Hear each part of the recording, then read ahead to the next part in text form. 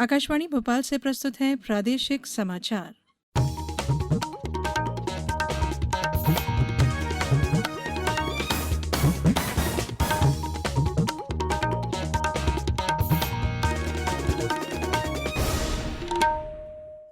नमस्कार, समाचारों के साथ मैं धारणा सचदेव। पहले मुख्य समाचार। छठे विश्व योग दिवस पर देश भर में लोगों ने घर में रहकर किया योग। प्रदेश के गुना में रिकॉर्ड 1 लाख से अधिक लोगों ने किया ऑनलाइन योग। इंजीनियरिंग और मेडिकल प्रवेश परीक्षाओं के लिए हिंदी में राष्ट्रीय टेस्टिंग अभ्यास मोबाइल ऐप जारी। प्रदेश में कोविड-19 से संक्रमितों की संख्या बढ़कर 11,500 से अधिक हुई, वहीं करीब 9,000 लोग हुए स्वस्थ। और हमारी विशेष श्रृंखला अच्छी खबर के 50वें अंक में आज सुनिए उमरिया के अनूठे रक्तांजलि अभियान पर खास रिपोर्ट। अब समाचार विस्तार से।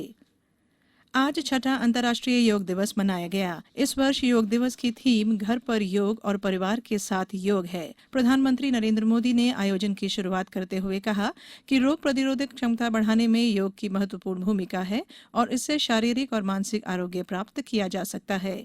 प्रदेश में भी कोविड-19 को देखते हुए लोगों ने घर में ही रहकर योगाभ्यास किया।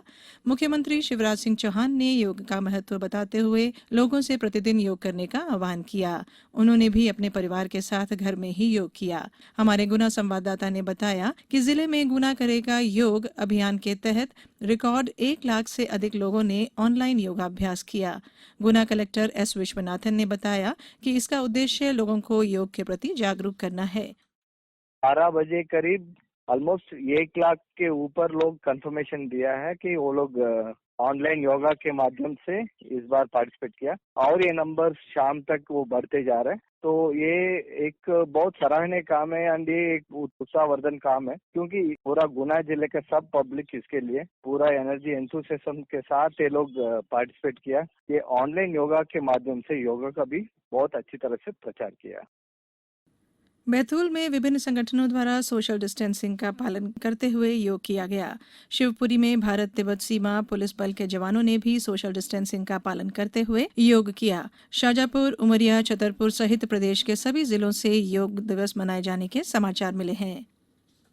मुख्यमंत्री शिवराज सिंह चौहान ने कहा है कि चालू वित्त वर्ष में खरीफ के लिए किसानों को उनकी आवश्यकता के अनुरूप पर्याप्त कृषि आदान उपलब्ध कराया जा रहा है। श्री चौहान ने भोपाल में कृषि आदान 2020 संबंधी बैठक के दौरान कहा कि खरीफ के लिए किसानों को अभी तक 8 लाख मीट्रिक टन से अधिक खाद वितरित की जा चुकी है। उन्होंने कहा कि किसान कृषि उर्वरक संबंधी परेशानी होने पर कंट्रोल रूम 181 पर सूचित कर सकते हैं, जहां से उनकी समस्या का निदान किया जाएगा। गौरतलब है कि खरीफ 2020 के लिए प्रदेश में खाद का कुल लक्ष्य 25 लाख मीट्रिक टन रखा गया है।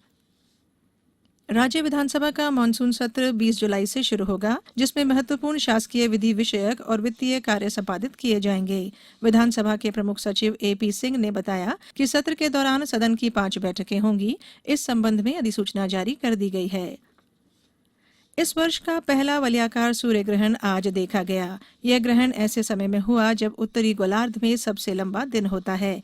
यह देश के विभिन्न भागों में देखा गया। ग्रहण को देखते हुए प्रदेश भर के मंदिरों के पट बंद रहे। शिवपुरी और नीमच जिले में सूर्य ग्रहण का असर देखा गया। ग्रहण के कारण सड़कें और बाजार सूने रहे। होशंगाबाद से हमारे संवाददाता ने बताया है कि कोरोना संक्रमण को देखते हुए जिले में सामूहिक स्नान पर पूर्णतया प्रतिबंध लगाया गया था। जबलपुर में नर्मदा और उज्जैन में क्षिप्रा नदी में भी स्नान प्रतिबंधित रहा। राष्ट्रीय टेस्टिंग एजेंसी ने हिंदी में राष्ट्रीय टेस्टिंग अभ्यास मोबाइल ऐप जारी किया है।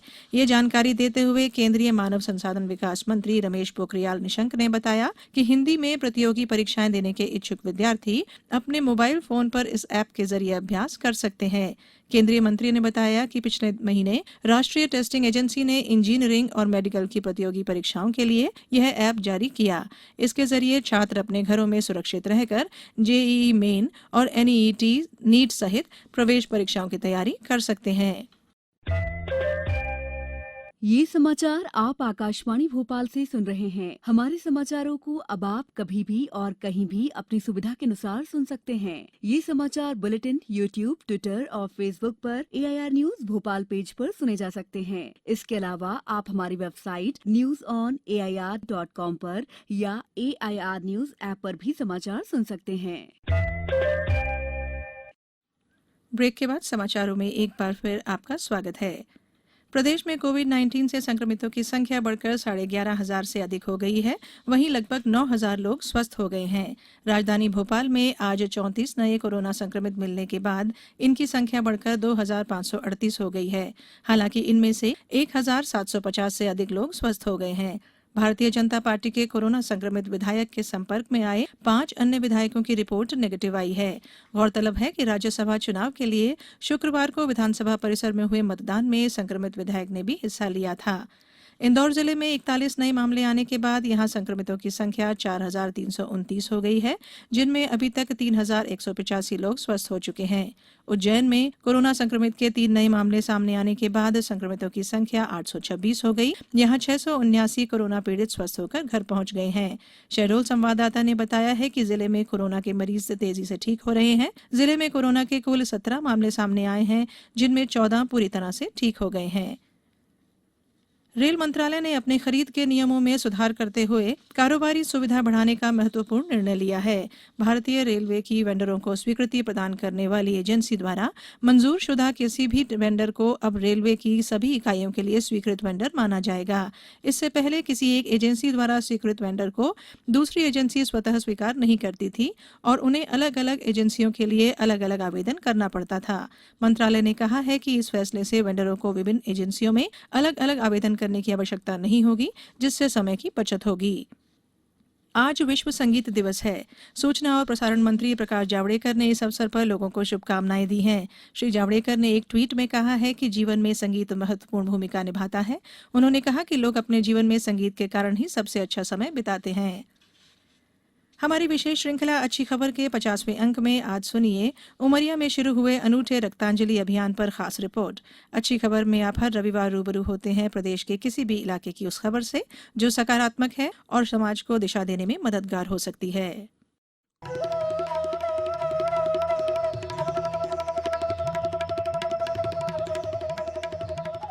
कोरोना संकट काल में लॉकडाउन के दौरान आम लोग घरों से बाहर नहीं निकल सके और गंभीर बीमारियों से परेशान मरीजों के लिए रक्त की कमी की स्थिति बन गई। चूंकि रक्तदाता रक्तदान नहीं कर पा रहे थे, इसलिए ब्लड बैंक में भी खून की कमी हो गई। कई मरीजों ने तो जीवन की आस ही छोड़ दी थी। ऐसे में रक्तांजलि अभियान के जरिए उमरिया पुलिस ने मदद के लिए हाथ बढ़ाया। पुलिस अधीक्षक सचिन शर्मा ने आकाशवाणी को बताया कि कैसे उमरिया पुलिस ने इस अभियान की शुरुआत की।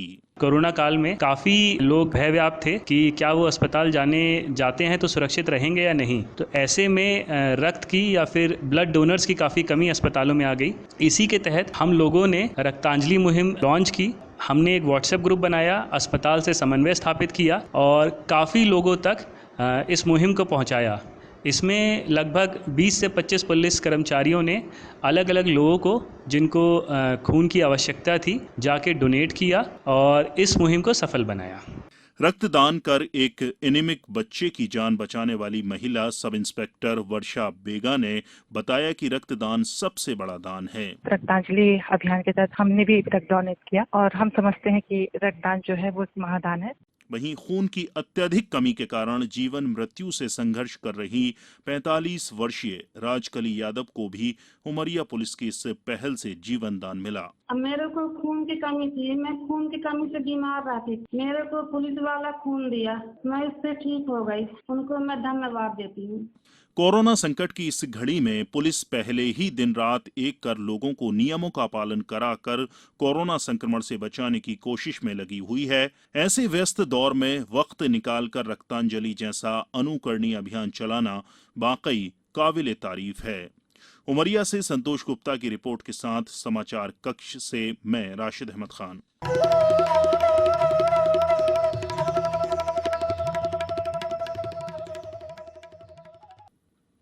पिछले 24 घंटों के दौरान प्रदेश के रीवा और शहडोल संभागों में बारिश हुई। सिंगरौली और सीधी जिले में 5-5 सेंटीमीटर बारिश दर्ज की गई। शहडोल से हमारे संवाददाता ने बताया है कि जिले में बीते 4 दिनों से बारिश हो रही है। यहाँ किसान खरीफ फसल की बोनी करने में जुट गए हैं। उन्होंने बताया कि इस साल लगभग 2 लाख हेक्टेयर खरीफ फसल की बोनी का लक्ष्य रखा गया है।